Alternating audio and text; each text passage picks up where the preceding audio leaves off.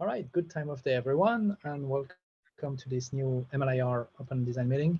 And today we're welcoming Hongzheng and Niansong from Cornell University to present about HeteroCL. All right, the floor is yours. Yeah, hi everyone. Thanks, Maddie, for introducing us. And I am Hongzheng, and this is Niansong. We are both PhD students at Cornell University, supervised by Professor Zhang. And today our title is an MLIR-based intermediate representation for accelerator design with decoupled customizations. And this work is collaborate with Zhang at Cornell.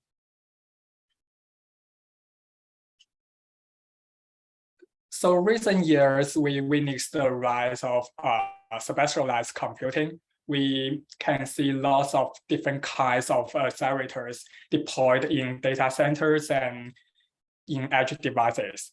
So for the cloud side, Google has the TPU to accelerate different deep learning workloads. And AWS and Microsoft Azure also have the FPGA instance on the cloud. For the edge side, we also have lots of ASIC-based accelerators. All of them are used to accelerate different applications like 5G networks, facial recognition, and self-driving cars. However, to design a high-performance specialized accelerator is very hard.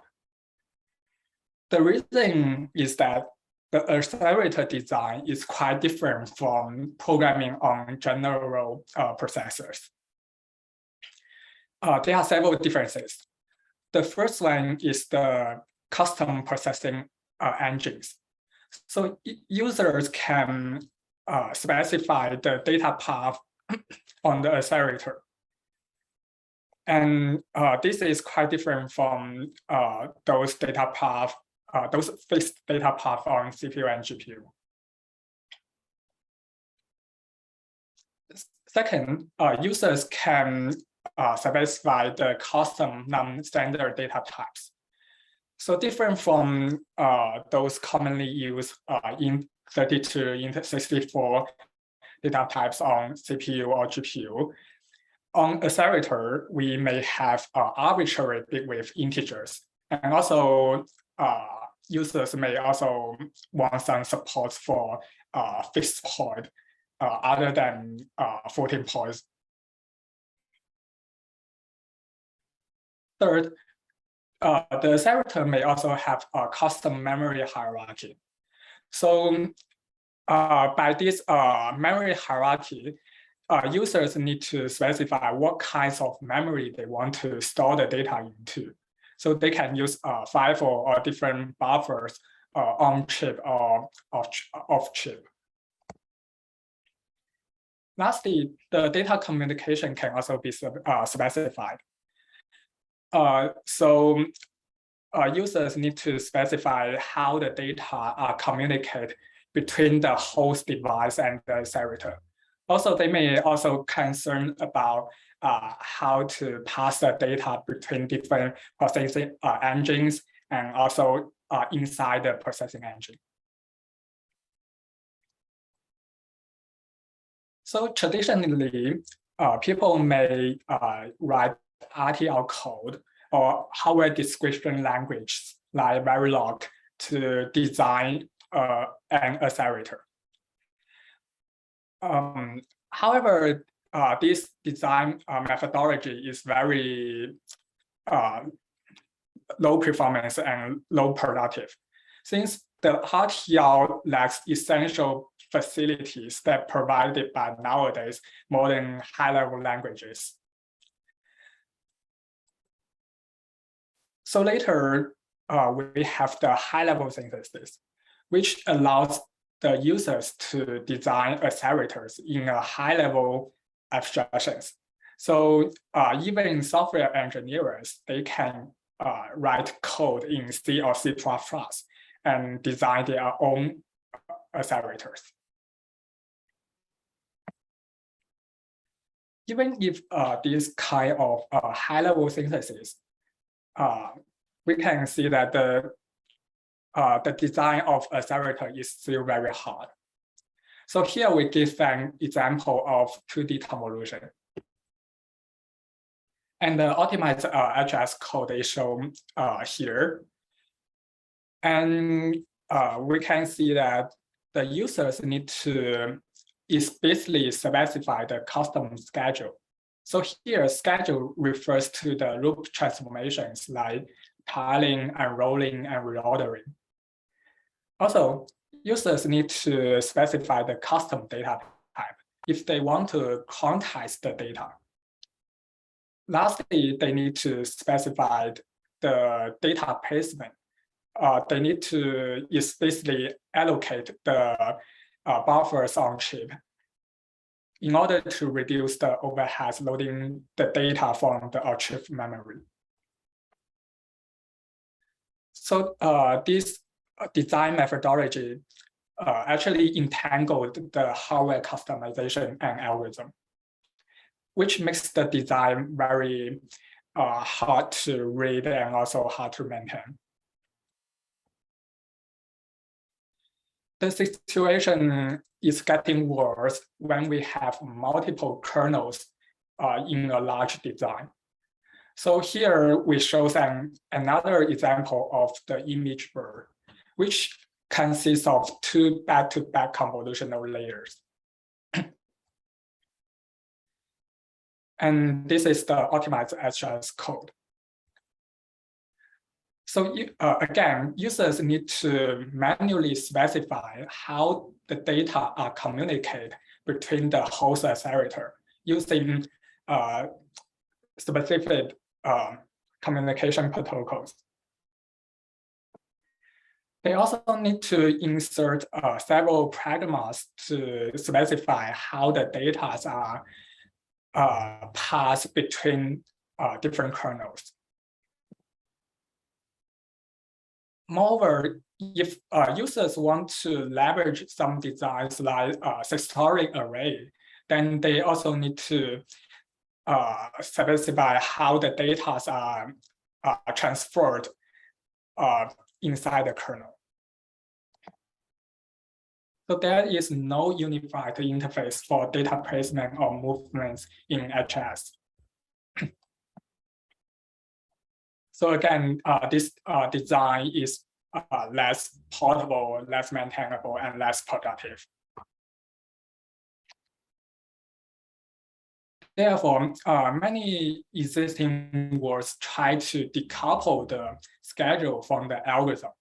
So we can see the halide or TVM family, they try to decouple those loop transformations from the original algorithm.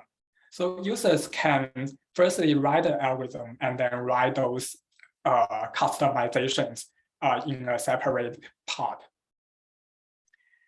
And later, our group proposed the HeteroCL framework, which is original based on the TVM compilation flow. It further fully decoupled the customization schemes. So we can see that even the data type customizations is decoupled from the algorithm part. So in our work, we try to further decouple those hardware customizations from the algorithm. We recategorize the customizations into 2 types. The first one is processing, which is actually about how we do the computation. And the second part is data. It's about what data we want to store, where the data is stored, and how we store the data.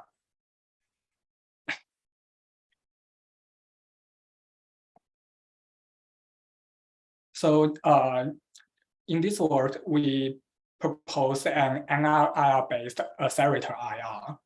So we decouple the customizations at the IR level.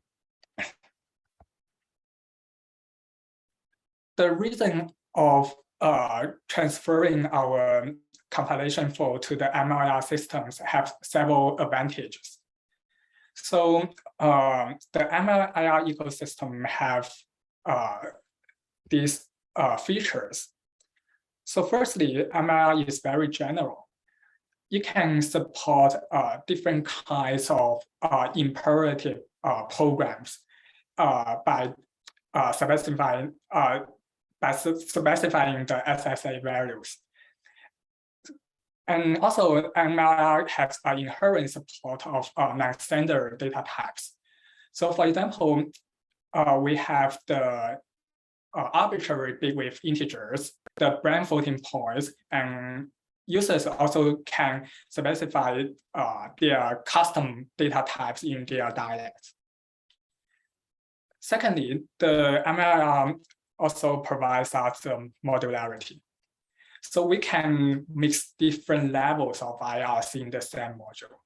Multiple modules on different devices can also work together, which is very important for heterogeneous computing, especially that we have devices like CPU and FPGA. Lastly, MLIR is also composable. So our customizations can be easily composed with other programs without changing the algorithm part. And MLIR also provides lots of reusable passes and optimizations that allow us to reuse them in our own dialect. So after transferring our compilation flow to MLIR, we have lots of benefits for our accelerator design. So since now we can support arbitrary imperative programs, so we can support a wider range of applications, except from those declarative deep learning programs. And we can localize the customizations for different parts of design, which is also very essential for designing a very high performance accelerator.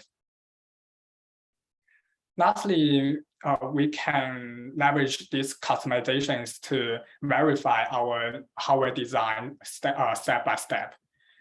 This is also very different from those general processes, which do not require verifications. So in this slide, we show the overview of our proposed HeteroCL MLIR dialect. So our dialect can work for versatile MLIR programs composed with different levels of IRs. In the front end, we try to lower the high-level languages and different Python-based frameworks. So the programs written in this high-level language or frameworks may firstly generate the intermediate MLIR programs. And then after we obtain this front-end generated MLIR assembly, our HeteroCL dialect can apply the customizations to it. And these programs can mix with different levels of IRs. And in the background, we target CPU and FPGA. For the CPU part, we leverage the compiler, and for the FPGA part, we leverage the high-level synthesis and then push it to the backend synthesis flow. So in the future, we may also want to support the circuit compilation flow. And this slide shows the partial list of our customization primitives. As I mentioned before, we categorize those customizations into two categories. The first one is the processing customizations. So we have those scheduled customizations involving loop transformations. And also we introduce the structure customizations, which allows the users to customize their functions. And also we have the fine-grained customization for expressions. And the data customization part, users can customize their data type. So we provided the fixed type and struct type in our dialect. So users can easily quantize their data to arbitrary big width of data types. And then we provide this buffer add, reuse add customizations. So users can create, write or read buffers on chip. And also we provide this .2 primitive to allow users to explicitly specify how to communicate data between different modules. And lastly is about the data layout customizations, which can explicitly change the physical layout in the memory. And here we showed an example of how to write our HeteroCL program. So this is an example of the gem. It is a matrix multiplication. And we try to tell it to A times A and with some unrolling and poplining. So firstly, users need to specify the algorithm. And then, users can use lineage dialect to specify how their computation looks like. And then they need to attach the operation name and access to the operation. For the second step, they need to create handles, which is used to refer to the operation and loop handles in the previous algorithm spec. Lastly, they can specify the customizations. And we can see the generated MLR code. So after the schedules are, after the customizations are applied, we may attach some attributes to the generated operations, which specify how we transform the program. And the second part of the processing customization is the structure customization, which involves function outlining. So we can outline one or multiple operations as a function, which is very essential for hardware resource sharing. So for example, here we have two different GEM kernels, but due to limited hardware resources, user may want to only create one instance on hardware. Then they can use our outline primitive, attaching this unified attribute to specify that they want to unify those two kernels together, so that we can generate one functions with two function calls. And those input and output parameters are automatically generated by our compiler. And also the loop bounds are also automatically parameterized. And in the following, Niansong will talk about how we do the data customizations. Right. So there are mainly three aspects of the data customization. The first one is data type customization that concerns what data we store in memory. And the second is data placement, which concerns where do we store the data and how do we move the data from the memory hierarchy to the processing element. And the last one is the data layout customization that concerns how do we store the data in the memory. So here we created this example of binary convolution to showcase all three types of data customization. So here is a 2D binary convolution kernel expressed in a lineage generic operation As always, we first created the handles and then used the handle to specify the customizations in a decoupled way. So as we can see here, we are packing the data from just single bit to 16-bit elements. So that's the bit packing customization. We use HeteroCL to specify these transformations.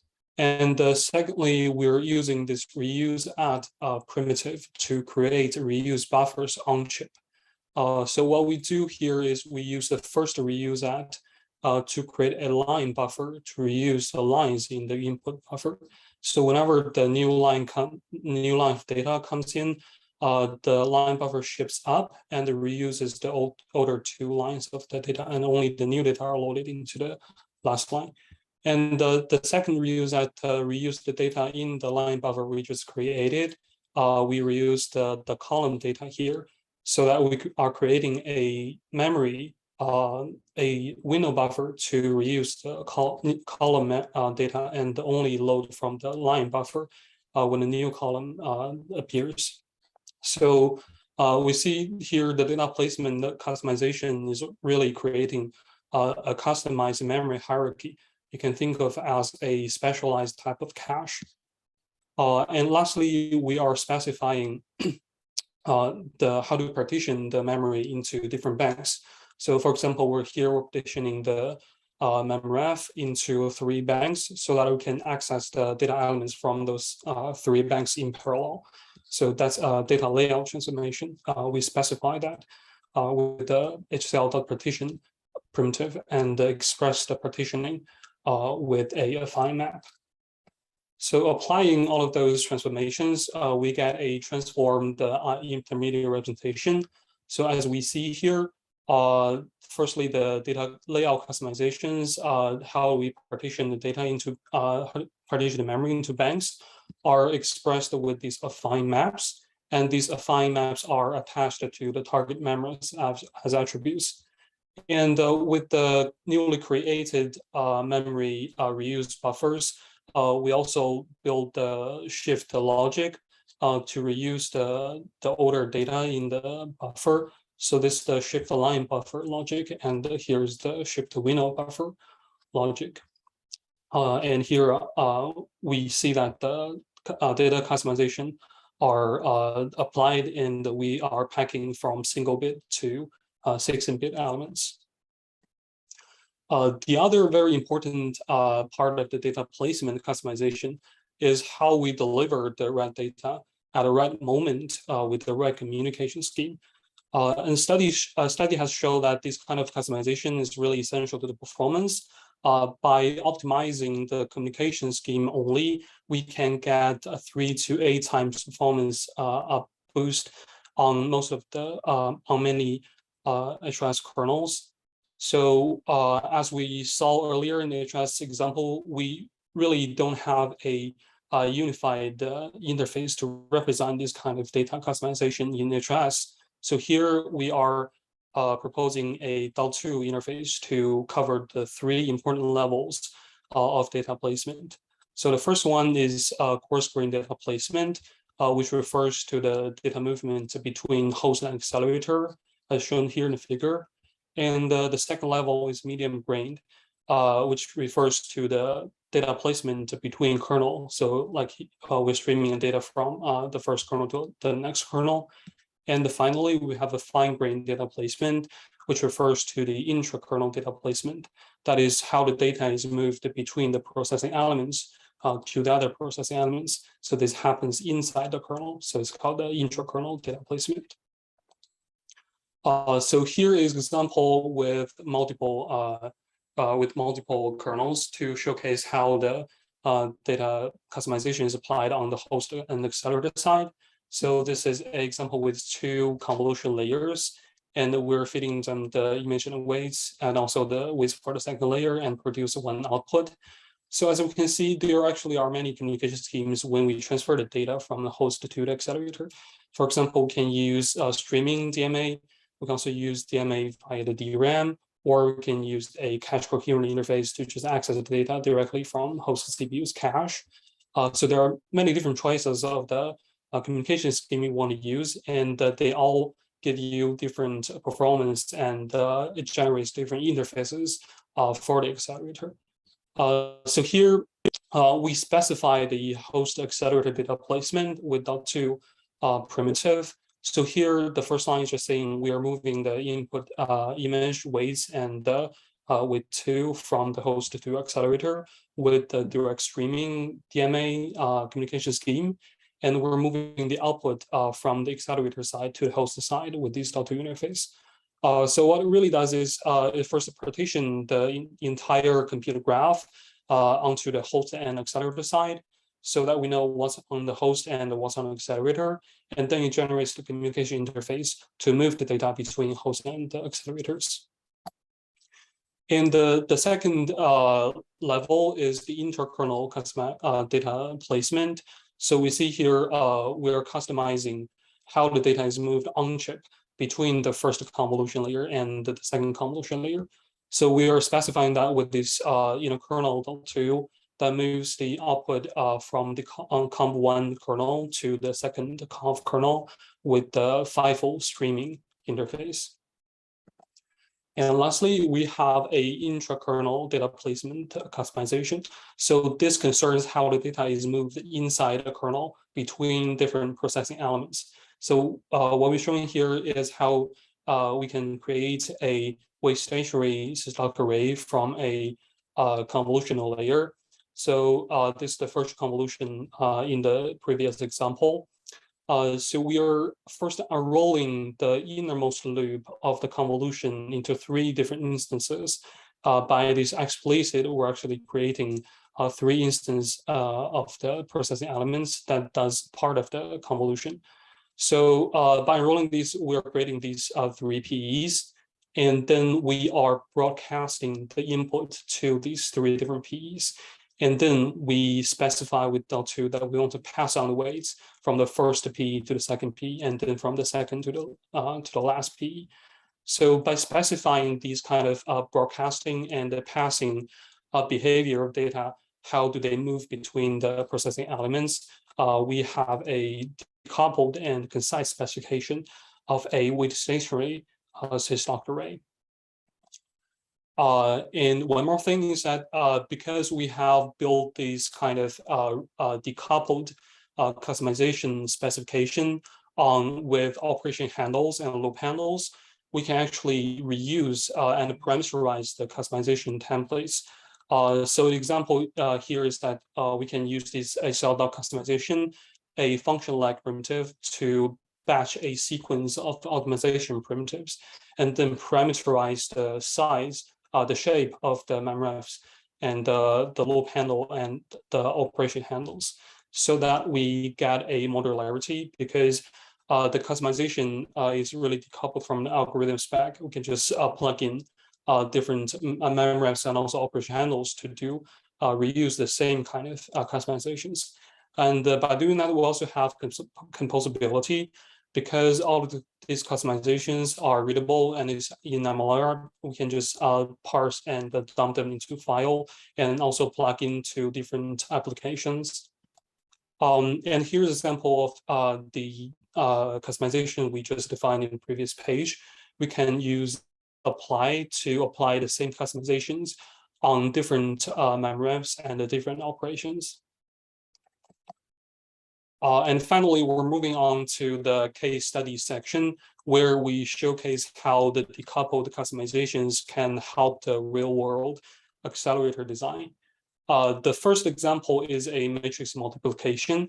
So as we know, the vanilla matrix multiplication have a reduction loop as the innermost loop. So we couldn't really fully pipeline the vanilla matrix multiplication, because by the default loop order, we are doing the accumulation first, and then after the accumulation, we can move on to the next element. So we got this loop carrier dependency on the innermost loop that we couldn't really break, so that we can pipeline to the full. So one way to do this is to first reorder the innermost loop and the second to innermost loop, so that the reduction loop is no longer on the innermost side. and then create a row buffer to buffer these one row of output, so that we can immediately start on the next element after the first element is computed, and then we just do accumulation on this row buffer. So that's called accumulation interleaving. So implementing this kind of trick to make the gem fully pipelined on HLS, you have to initialize the buffer, and then you have to manually reorder the compute and pipelining, and then you have to manage the read back from the read buffer we just created to the original output buffer. It's pretty tedious.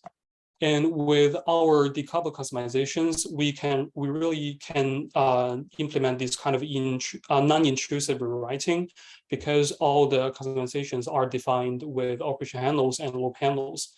And we apply the same kind of customizations and try to on the FPGA. We get about 8 times speed up comparing with the vanilla gem baseline.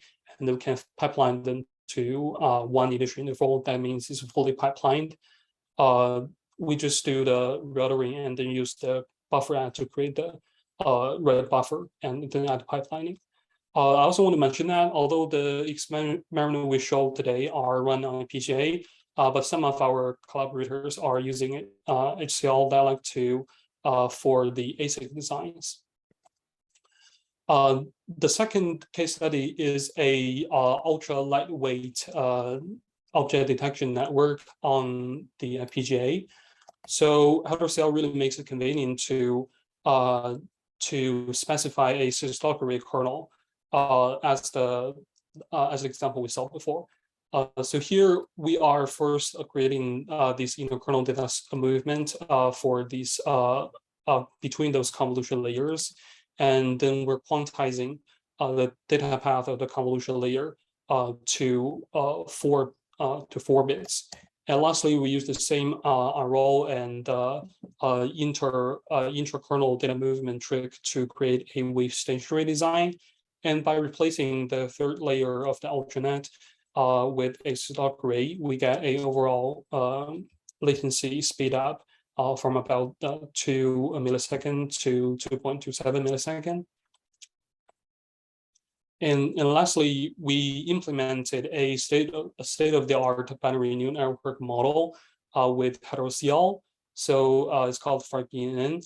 And comparing with the original HRS C++ implementation, we are implementing them with a much less line of code. And we are able to use the decoupled customizations to improve the performance and get a quite a lot of speed up on the frame rate. So we want to show that we can implement a state-of-the-art binary model productively with HeteroCL and achieving a very high performance. So before moving on to the summary and the future work, we want to have a discussion of why do we need decoupled customizations at the IR level. So recent years, we're really seeing a lot of DSLs coming with decoupled customizations. They decouple some customizations from the algorithm, and they all operate on the tensors. So of course, they have a lot of overlaps, but most of them only support declarative programming. So we think there's really a need to build a common platform for these DSLs with decoupled customizations, with both the declarative and the imperative programming support, and also have the decoupled customization primitives. So these different DSLs can leverage these immediate representation as a general platform to reduce their effort of the development. The second reason, of course, is for performance and the productivity. By having these kind of decoupled customization is really useful for design space exploration, so that we can build methods to automatically search the optimal customizations given an uncustomized design.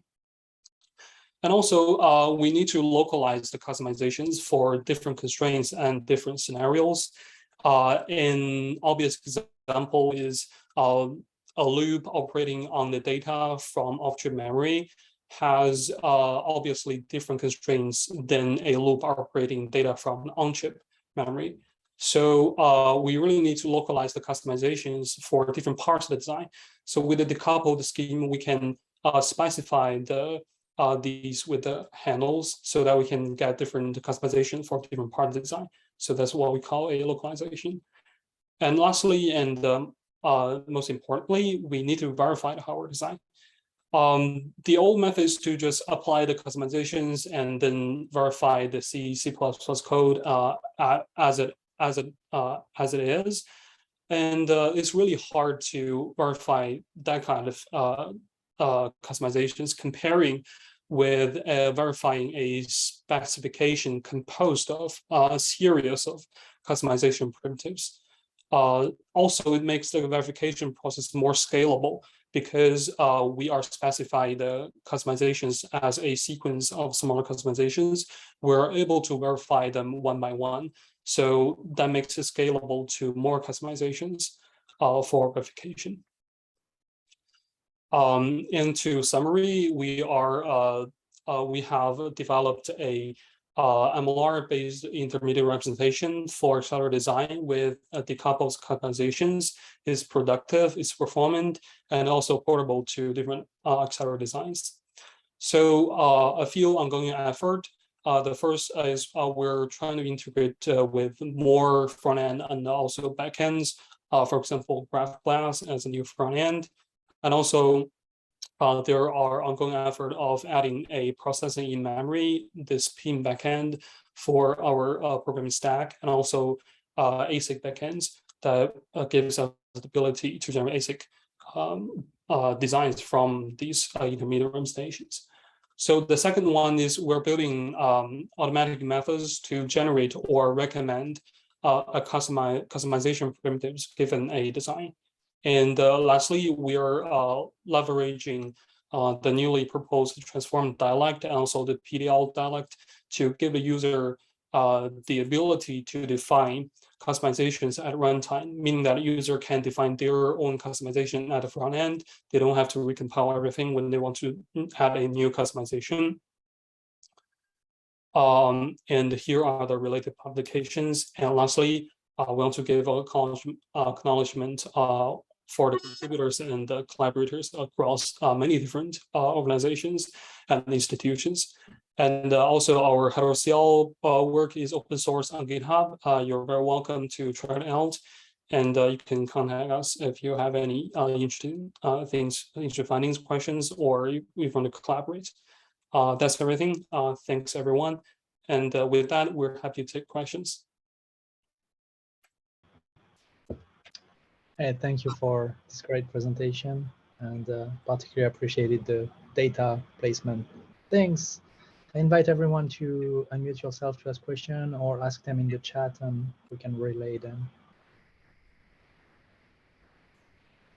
So I do have a question. You mentioned that you leverage in the transform dialect, and your HCL dialect has some similar operations than transform. So how are you going to merge this, and what is the idea behind using one or the other?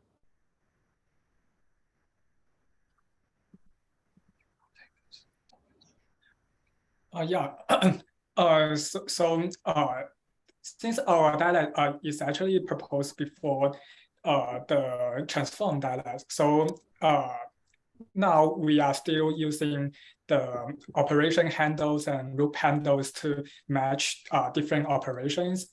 So we are also trying to see what we can leverage from the transform dialect. Since a transform dialect may have more fine-grained control on the maybe the pattern matching part to match those operations facing specific patterns. So probably we may use the transform and PDL dialect to try to rewrite some of the expressions in our program. And also, we're really interested in the extension ability of the transform dialect, where you can sort of extend your own, extend the transform dialect by implementing some interfaces in our own dialect. So right now we are doing the transformations with our own dispatcher and stuff.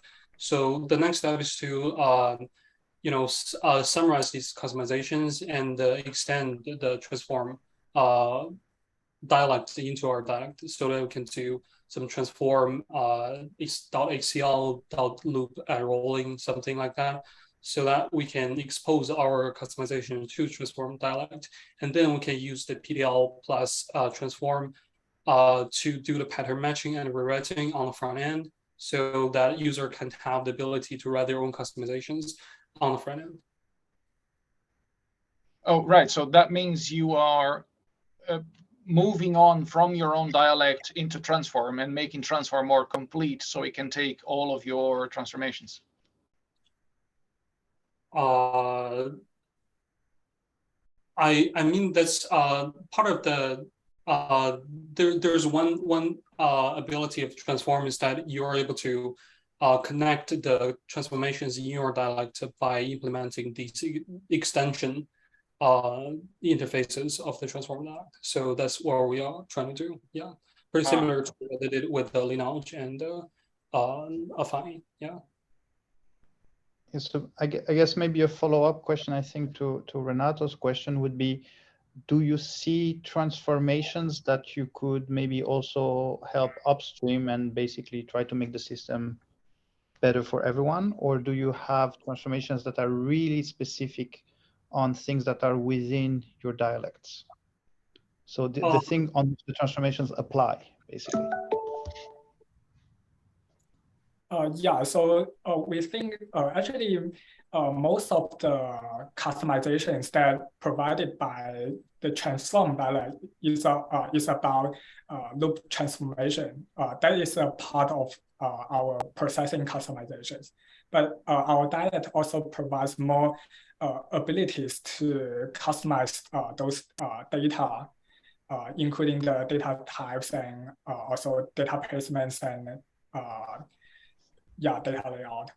So I think this is the biggest differences between our dialect and transform. Right, and so maybe my question is, do you think these data transformations that are unique to your system can also be brought to MLIR? Do they require additional types that may be complicated to upstream?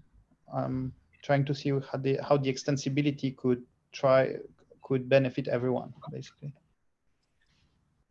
Yeah, sure. We think our our facilities in our dialect may also be later upstream to the MLR community. So yeah.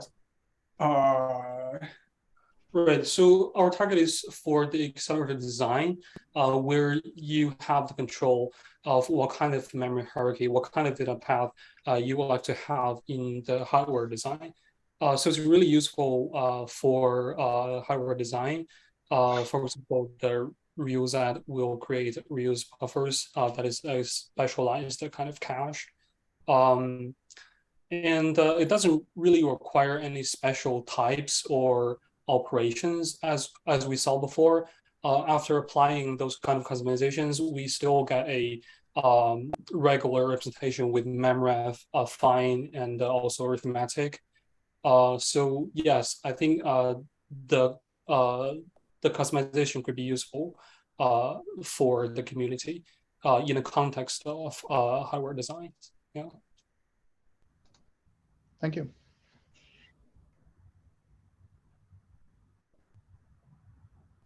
So I got a perhaps, question. oh, go on. How do you target ASIC if you're going through HLS tools, which are, I mean, unless you're going through Catapult or whatever it is that Siemens has? Oh, we actually we already have a Stratus HLS. That's a cadence tool based flow in the HeteroCL. So the first step, of course, is to transplant the old ASIC backend to our new MLR-based flow. That's basically to generate system C code and leverage Stratus as to give us an ASIC design. And the other ways we also mentioned that we're looking to supporting the open source circuit as the backend. So with that, we can just generate RTL design in MLR stack. So I think that also can be used with ASIC design, but we haven't really looked into that. So how do you, so you generate the so I got Stratus confused with Quartus, I guess. I saw it on your slide, but Quartus. So Stratus generates, you said system C, that's what, right? Or you generate system C for Stratus? Generating system C for Stratus. So we're doing the generation from our dialect, and we feed the system C code to Stratus, and then it gives us ASIC design. Yeah, thanks. And then the Stratus, it's HLS, it generates RTL. What do you then, so then what, you use some logic synthesizer, commercial logic synthesizer, and then commercial place and route tool, or are you using, I'm basically asking, you're using Open Road? Is commercialized. So one of our collaborators using this cadence tool. Stratus has its own synthesizers. So after it takes in the system C, it gives you a synthesized net list with the library you specified, like how many nanometers, and then you can synthesize RTL design, and then you can do personalization and stuff. Yeah. Have you or one of your collaborators done a tape out? Not yet. We haven't done a tape out with this toolchain yet. Cool. Thanks. I'll reach out and get in touch with you. Okay. Cool. Thanks.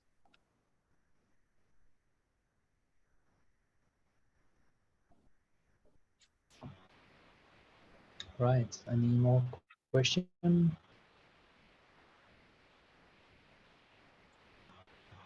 If not, we're gonna leave it there. 5 minutes early. Sorry, one extra question. I was browsing through your GitHub and trying to find the. I see there's an HeteroCL MLIR branch with an HeteroCL dialect prototype, but that one is not accessible. Is that the thing I should look at? Yes. So actually, currently we're developing the HeteroCL dialect out of tree. It's in another repository as a submodule added to this repository here at HeteroCL. We're going to publish that. So for now, it's private, and later on, we're going to publish to the world, and everybody can access it. Okay. So when you do, please announce it on the MLIR forum, maybe as an answer to this meeting announcement, or just create a thread for it. I think it can be interesting for people. Okay.